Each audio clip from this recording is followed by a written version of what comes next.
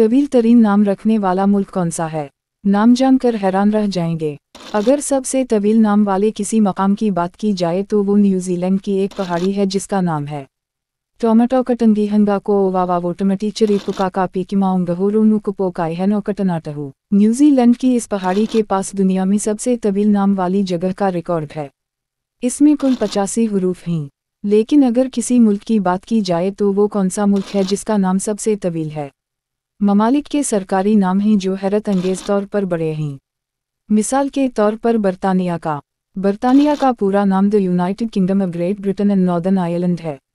ये खाली जगहों समेत 56 हुरूफ बनते हैं। एक और मिसाल करीबाती की है जिसका सरकारी नाम independent and sovereign republic of Kiribati है। ये नाम रोज़मर्रा की गुफ्तगू में शाज़ व नादिर ही इस्तेमाल होते हैं, लेकिन ये सरकारी उन्वानात हैं।